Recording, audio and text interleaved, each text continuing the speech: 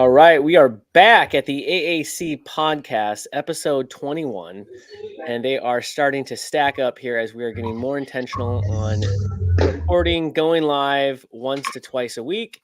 Very excited. Now we're back to being remote, as last week we were doing in live, and that was a blast. I wish we could do these live every day, but we live in different areas. So with that, Roy is going to dive into some funny memes of the debate, politics, Trump, Kamal that me and Alex have not seen, and we're going to go over our reactions of what we think, and then we're going to dive into how much can you really trust the government, really. So hit us up, Roy. All right. Well, first of all, Alex, is that new? Is that a new set of headsets? No, not at all. No? Did you wear that last time? Yeah. Last time we did the podcast online.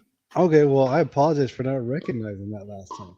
I was about to say. Oh, that's cool. Fine. I got the tape. You got the one that are still taped. Yeah. That's a classic. I think even if we get new ones, it's just going to be my iconic look, and I'm just going to put white tape on it when they're not broken. Yeah. Just give it the same look. Yeah. Slightly used. All right. Well, guys, no. So we, it doesn't matter where you guys land in the politics realm. Let's just say this debate, and I know, Alex, you haven't seen it. You didn't even watch it. It was both. There's some funny moments. There's some really bad moments. There's some very questionable moments. Either way, this thing was I kept seeing memes from all over the place, and if you can't laugh, you got to be able to enjoy life. Not everything's about being angry at every single little thing. Whatever happens, we're still on this planet. I'm still gonna live my life. I'm still gonna have a good time. So I just encourage you guys as we go through these things. It's just gonna be fun. So I'm gonna go ahead and share this one here. Gosh, I don't know. You're already laughing before it pops up, man. I really don't know how to explain. Okay, let's see what we got. Yeah. So this one I saw. Hold on. It's gonna go through, guys. We're gonna get better at this. This is important, I want to add, Mr. Vice President, I'm speaking. I'm speaking. Minnesota, she went out. Wait a minute, I'm talking now. If you don't mind, please. Does that sound familiar?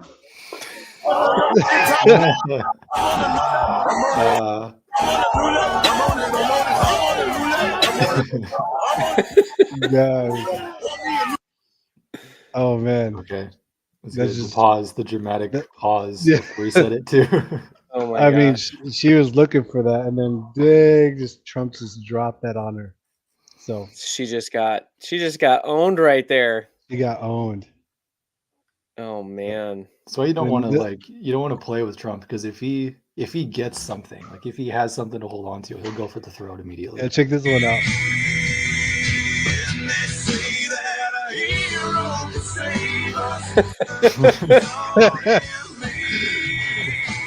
Oh my God. What do you think of that one? Oh my God. The AI is just getting out of control, is what I think. That's insane. Is that like a turkey duck? What the heck was that? No, it's an actual duck.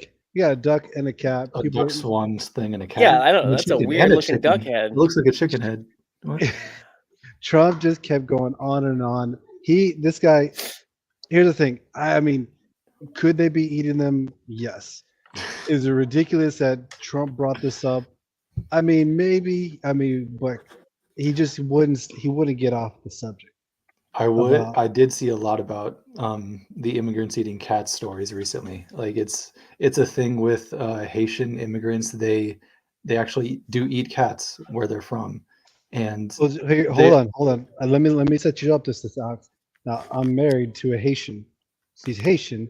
And I have my mother-in-law is Haitian as well. So they'll eat cats. They'll tell me, you do not eat cats.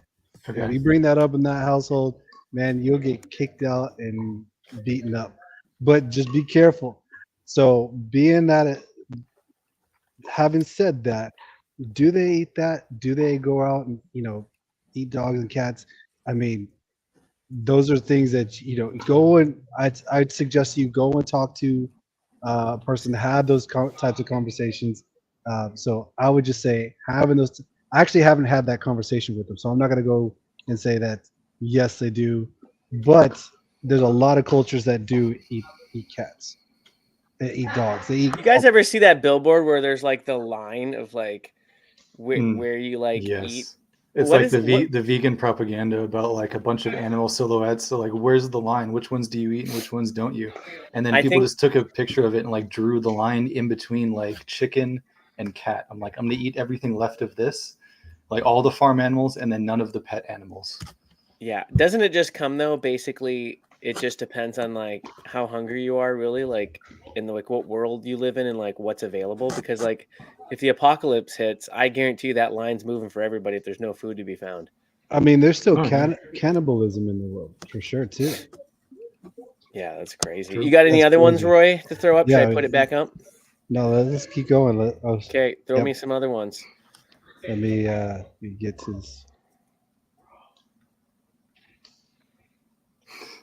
Hold on. They're eating the cats. They're eating the pets of the people that live there.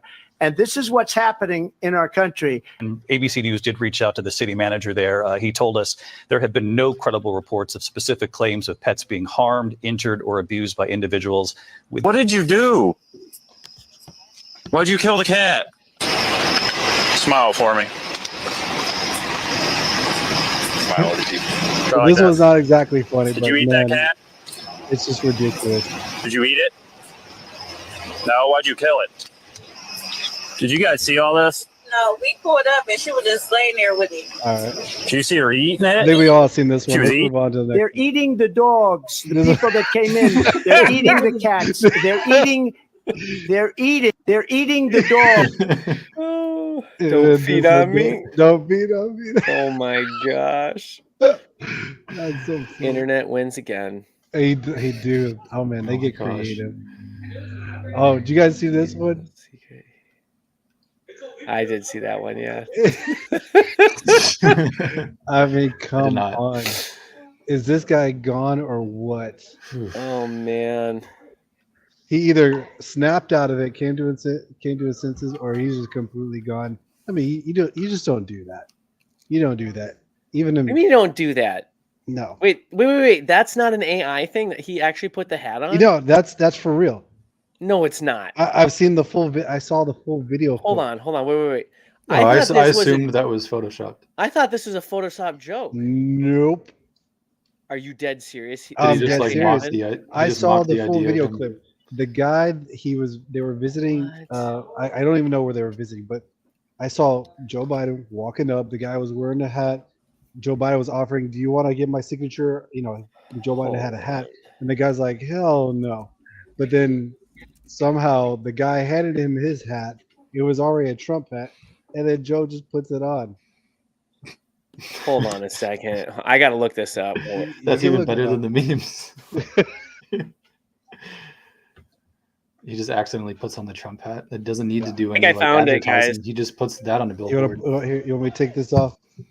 Okay. Or you could switch it out, right? Hold on, I'm gonna switch it out. Hold on. I'm gonna do You it. I found it? found it. Okay. Dude, I thought this was a joke.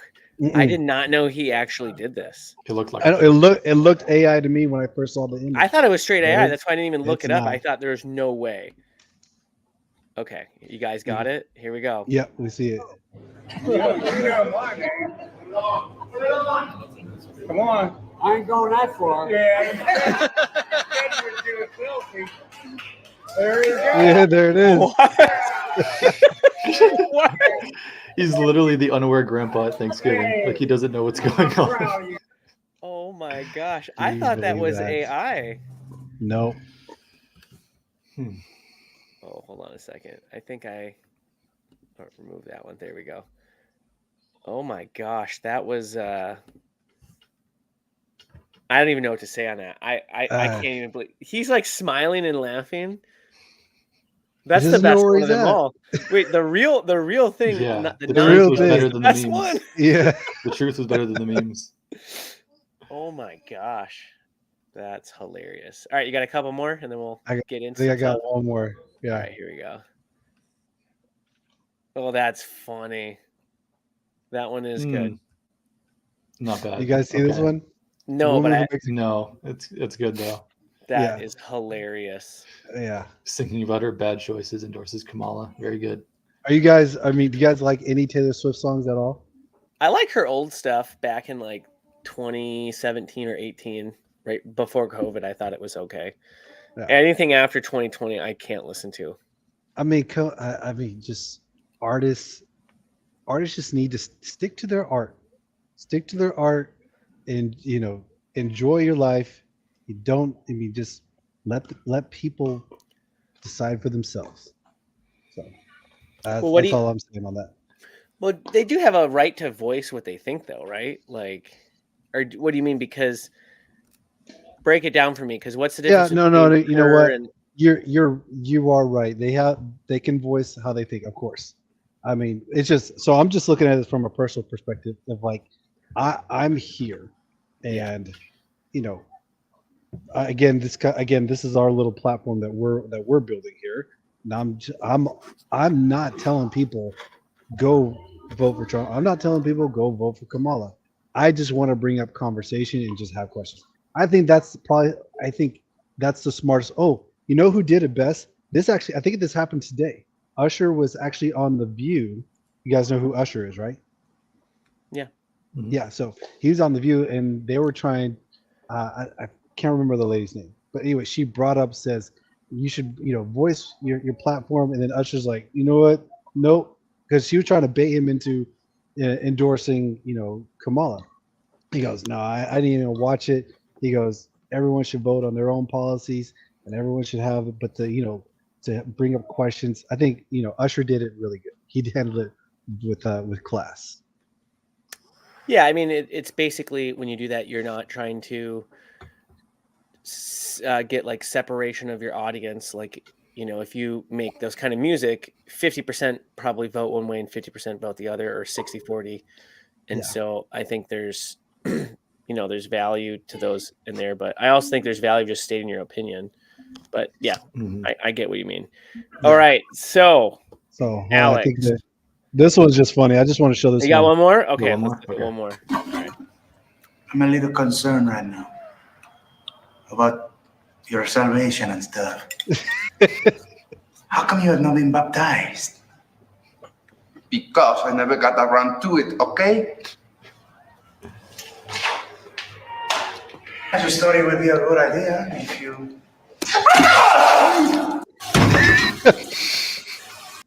All right, I'm done.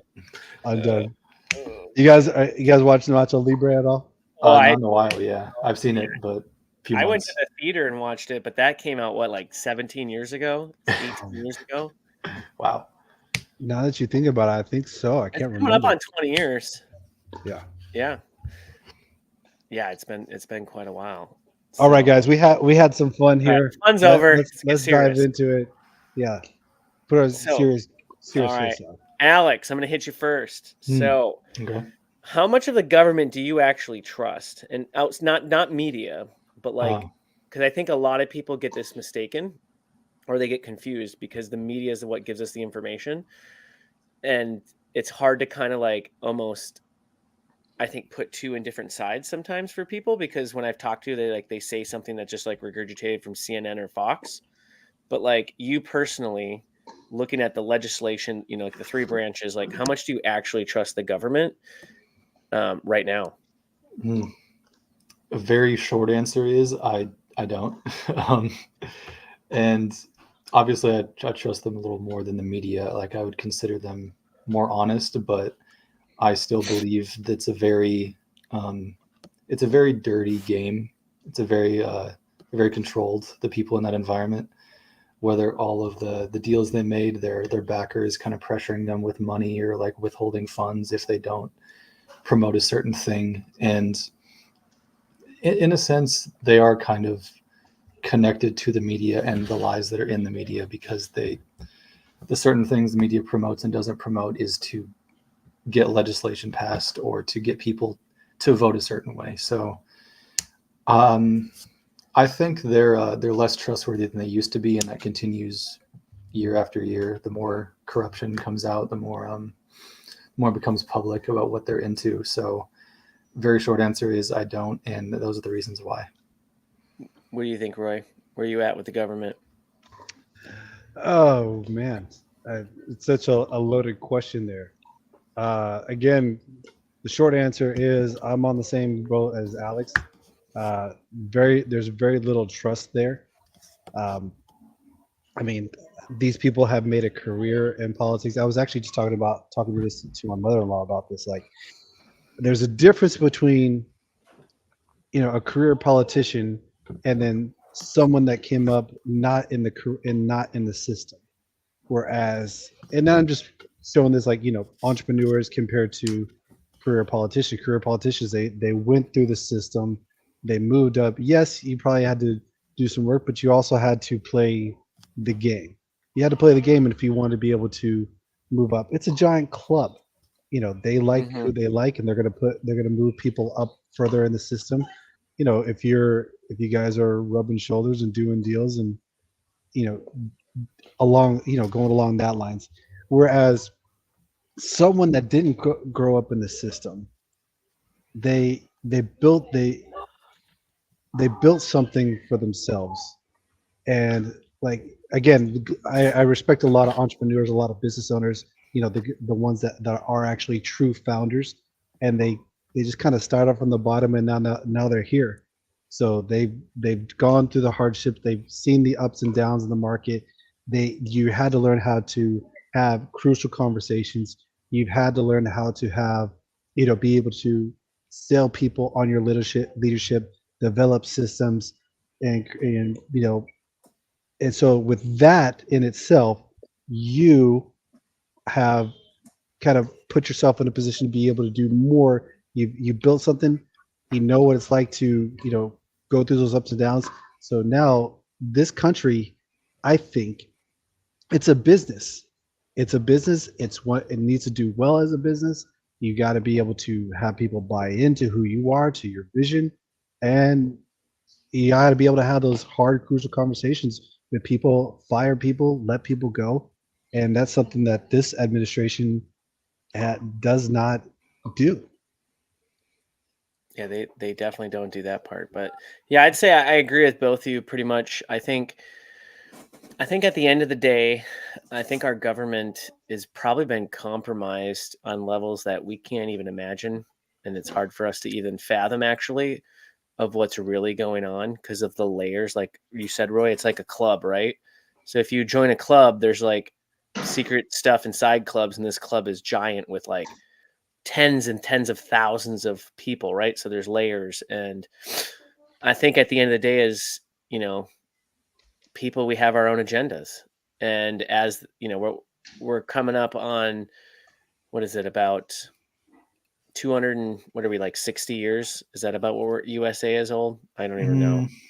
Closer to 240, I think. 240? We coming on 240? 240-ish. So we've had a couple hundred years, right? So like from when we started, to right now, I can't imagine the founders seeing the corruption and what they're doing.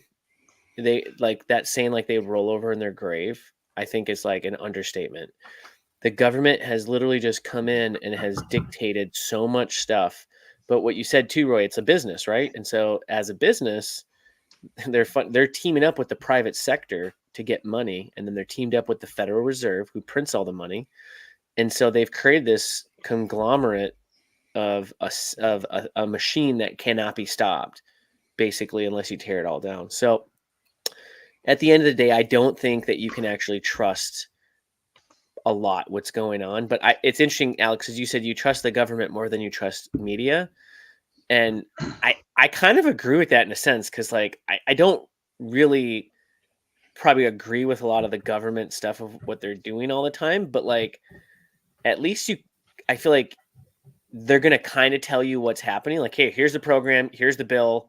There's probably a lot of shady stuff behind, but the media is just like you said in the debate, the lies that were happening during the debate are just like mind blowing. And the media is like pushing the lies. But now, so with the media, I mean, they're not doing what we want them to do, but they're doing their job. let me explain here. When I say they're doing their job, they're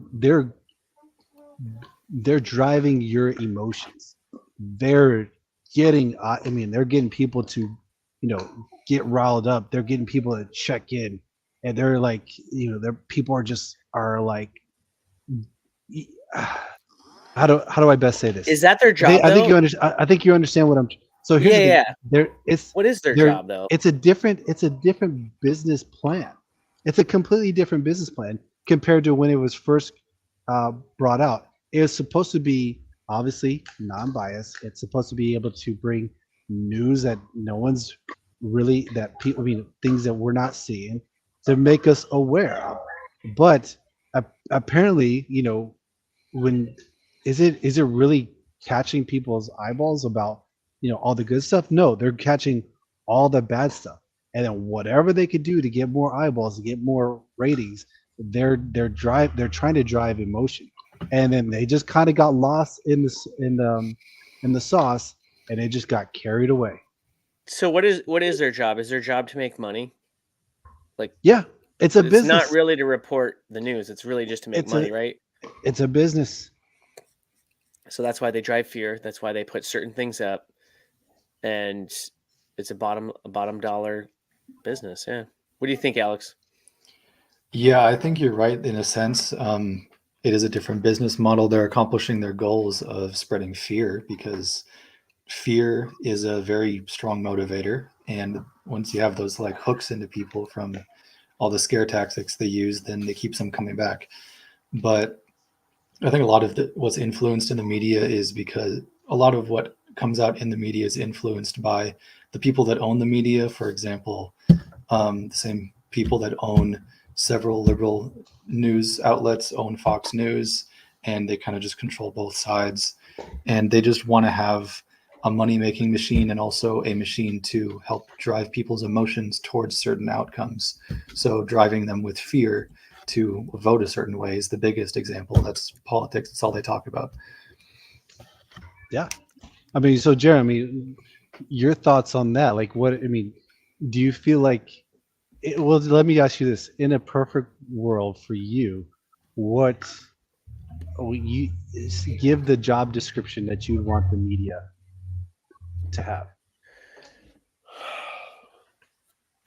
I think it's such a loaded question to your point, because what really is their job is you can't tell a business to do what they want to do, right? Like that's the whole point of freedom. But if they're supposed to actually relate what's really going on in the country and be truthful, I mean, that would be nice for a start.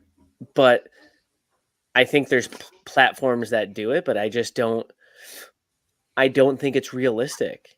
Like I don't think it's their job, because it sounds terrible, but like at the end of the day, like who's to tell them what they should or shouldn't do if they're going to be their own company and set their guidelines? Because then it's just like, not that I agree that they should be lying and all that stuff, because it's ridiculous, but like that's part of like the First Amendment that we have, right? So like if you try to set regulations, what happens is maybe for 4 years or 8 years it goes the way that you want, but when the wrong person gets in power and then takes control, and then it's all over. And that's kind of what's happening right now. Is you got Elon Musk that took over X, and he's basically changed the game because he's allowing free speech to be played all over, which then it forces Facebook and Instagram to follow suit to some extent. Like I guarantee you those platforms would not be, even YouTube to an extent, would not be posting what they're doing.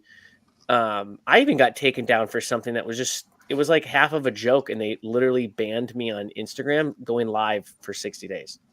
And so wow. I think that's part of it, is like, it's their job to do what they want to do. And it's our job to decipher who's telling the truth. And I think that's where it's been lost, is people, we got lazy. A lot of people got lazy, and they just take things for granted. So that's my like answer to it, is I would love to do it, but you can't play dictator, right? You can't say you want freedom of speech and then you want to dictate what the media tells you. because then you're just as bad as they are. And so you have to, and this is the beautiful part of America, is it's about freedom. But the problem and challenge with the more freedom you give, the harder it is to maintain and to actually have a free society, because then you're allowing people to come in and be dictators and take things back and set rules. And it's a very challenging system. It's probably the most challenging of them all, because if you were in communism or socialism, you got one way, or the highway, right? And so like there's actually a lot of ease if you're up in the government to run the governments like that. It's insanity and insane to have a free society, because you allow people to have discord and challenge you open and basically call you blasphemy, even though it's not. Can you imagine if you were in North Korea and you called Kim Jong-un a liar, like Trump did to Kamala? Can you imagine what would happen? That person would die the night by the end of the night, right?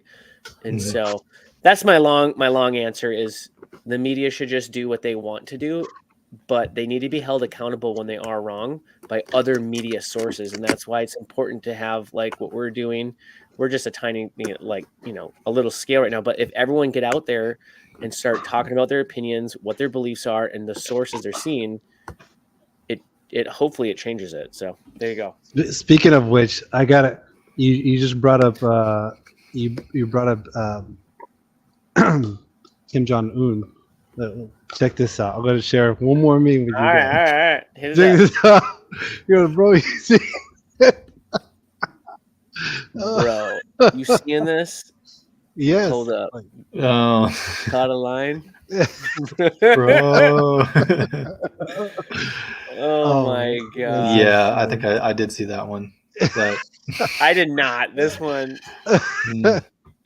Oh man, this one tickled me. But anyways, yeah. But Dude. My question to this is, I'm gonna ask you, Alex, because I have my own theory on how do we hold the media accountable?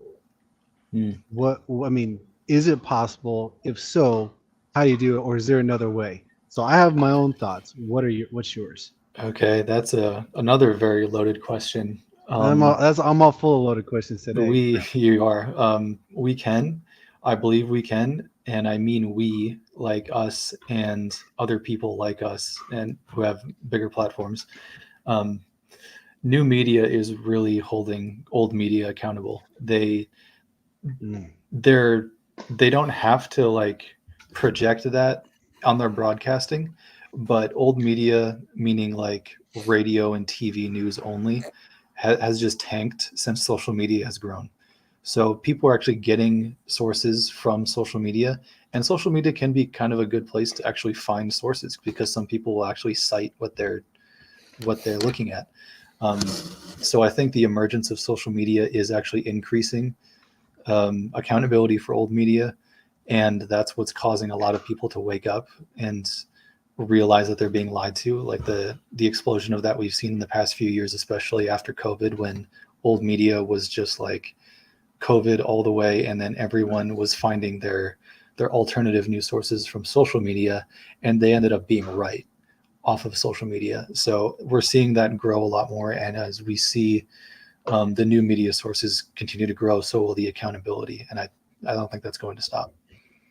All right, Jaron, I know your things are going in your mind. I can see it. What are your thoughts?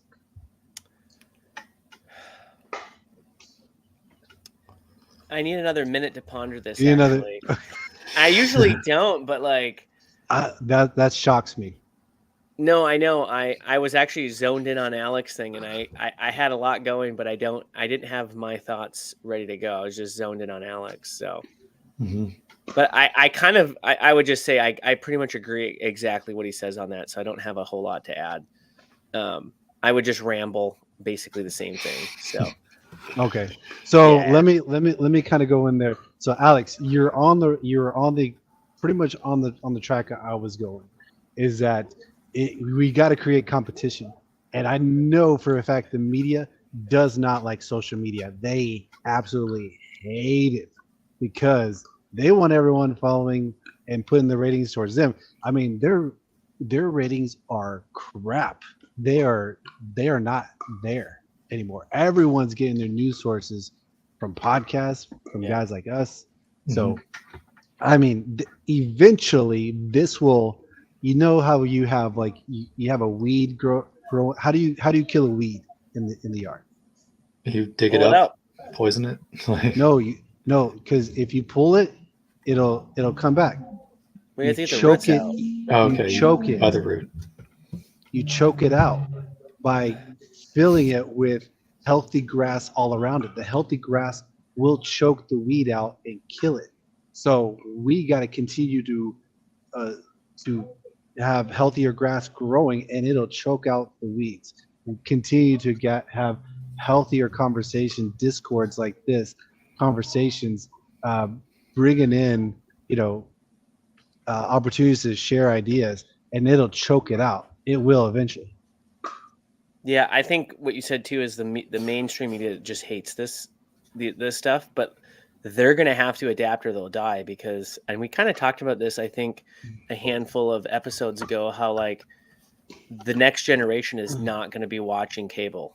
No, they're just not, like, they're already not. And so like what happens in 10, 20 years from now, when the elderly, when they're passed away, that's who's watching it. And so when the next generation comes up and 10, 20 years goes by like this, so they've got to have their plan in motion of what they're going to do.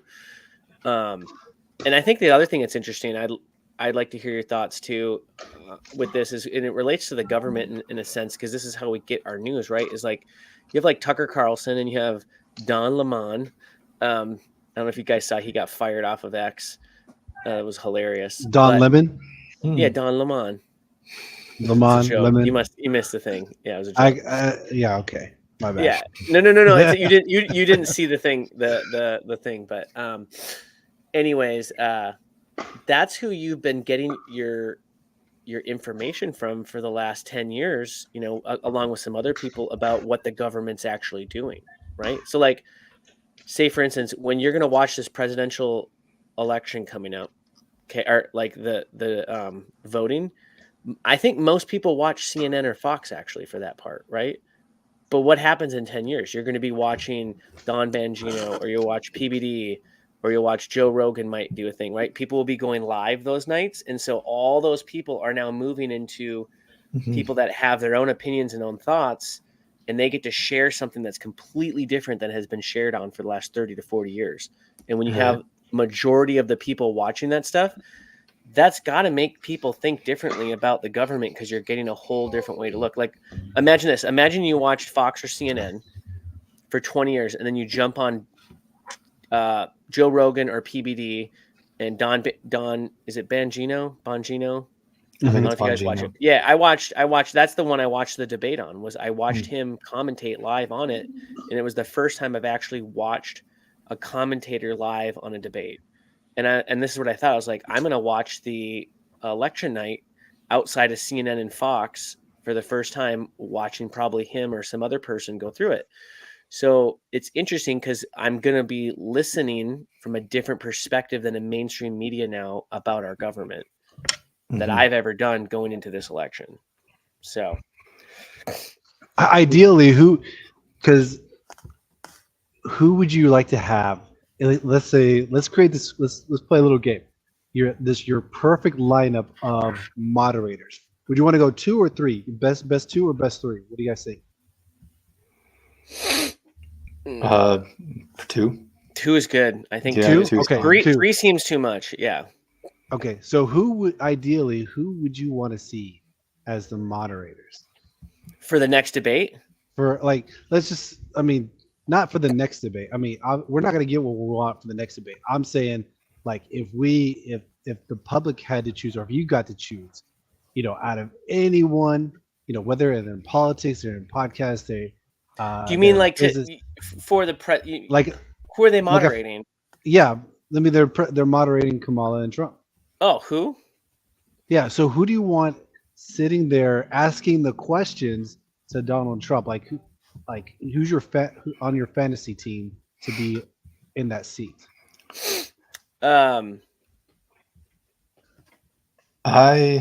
I'm thinking like Joe Rogan and Patrick Bet-David.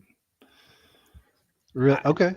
For like the two moderators, because Joe Rogan, even though like he's seen as this like new media kind of right-wing figure, he's not right-wing at all. He's actually kind of liberal on a lot of things. He's just not current Democratic Party platform liberal, right?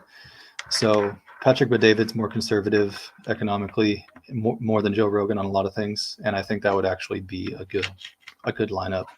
Yeah, I think that's an obvious two. Like, I think Yeah, that would be. I think that would be at the top of the ticket as top moderators. I think I thought of those two right away, but I would think you got to have one or the other, and have a different kind of personality to level it out.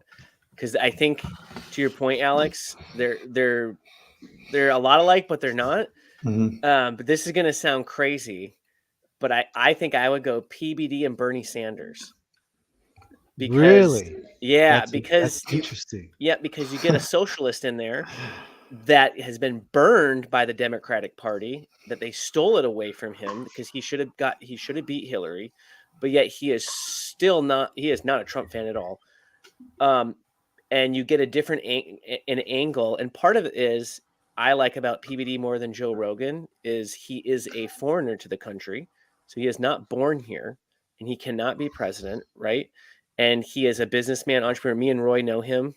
You know, we used to work for him, so that's probably a little bit of bias there. But the other thing is, I think he is a little further along on the politics side than Joe Rogan. I think Joe Rogan has lots of opinions and thoughts, but I think Pat has spent a lot more time on that, and he has, I think, a lot better questions that could be asked. I think Joe Rogan is still he is the GOAT at interviews, but I think PBD would do a better job actually of drawing out questions and actually being fair too. Like, I don't think he would hold back on Trump, even though, you know, he's definitely going to be voting for Trump. So that'd be my two picks. I think I'd pick Bernie Sanders and PBD. I think it'd be an entertaining night. What about new media figures like podcast, YouTube? Hold on, you're skipping over me. I didn't get to put mine. Okay, we'll come back to that one. Yeah, I got my answer for that one too, Alex. But let's see what Roy thinks. Okay, so I want to get creative with it, and I think I did. So I'm going with hold on. So one for sure. Let's just go. Do you guys know who Sean Evans is? Yes. So Sean Evans, host of Hot Ones. He has a good podcast. Oh, yeah. okay. Yeah, right. yeah. And then Jon Stewart. Oh wow, it's such a different angle than me and Alex took. Oh wow, that would be interesting. I mean, you got a guy that does a whole lot of good research, asks a really good question, has had, you know, celebrities, athletes. I think so, because I was actually thinking Jon Stewart and what was it, Joe Rogan, but then I was like, no, I mean, I think that would be fun. I think that would be hilarious. I think it'd be very entertaining. But to get some seriousness, I think Jon Stewart and then Sean Evans. Okay. Solid answer. All right. All right, what was your question now?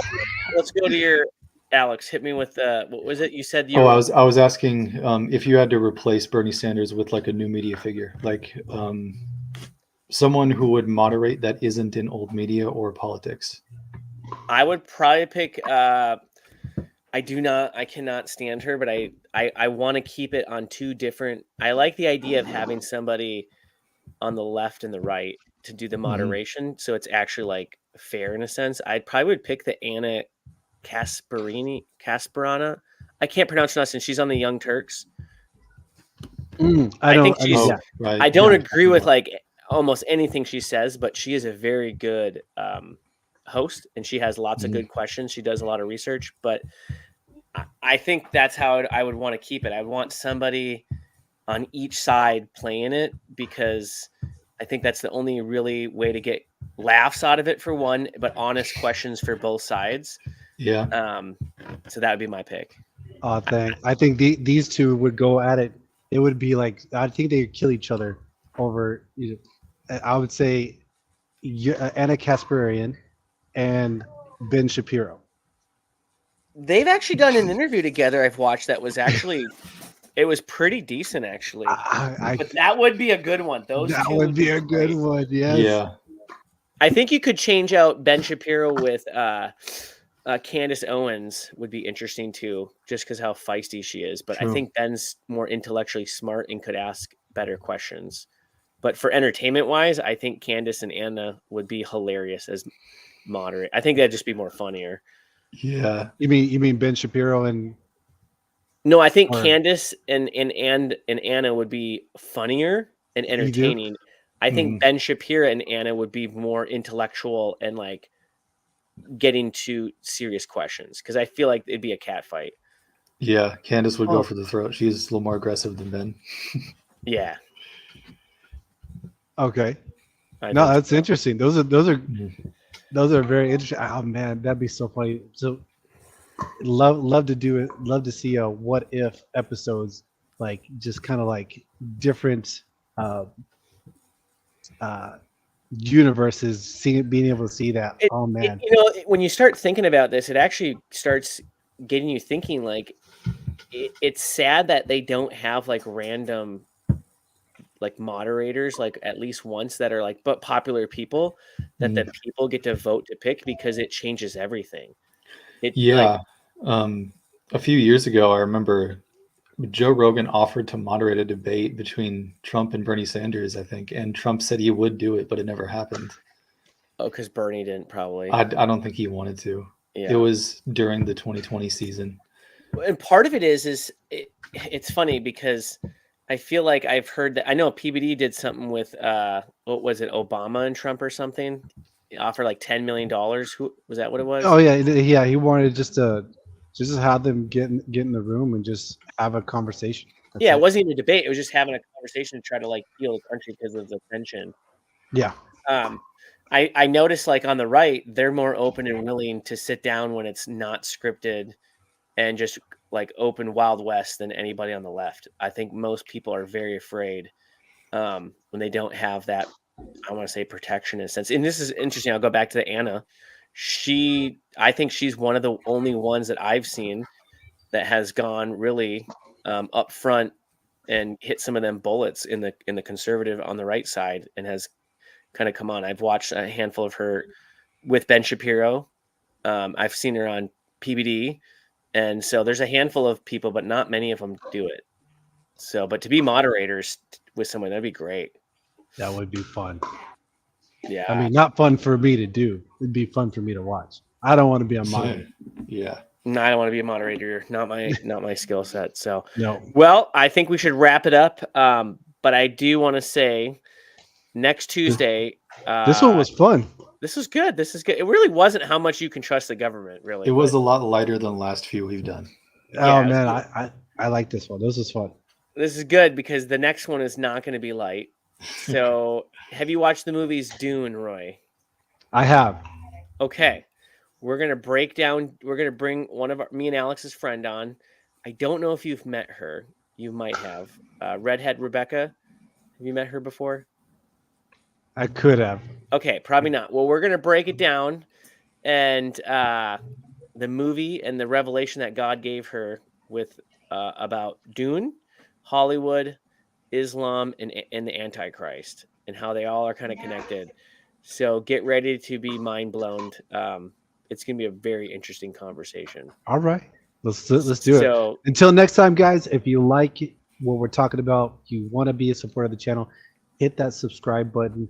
Find us on Instagram, find us on YouTube, and support the channel. Thank you so much, and we'll see everyone later. Peace out. Peace.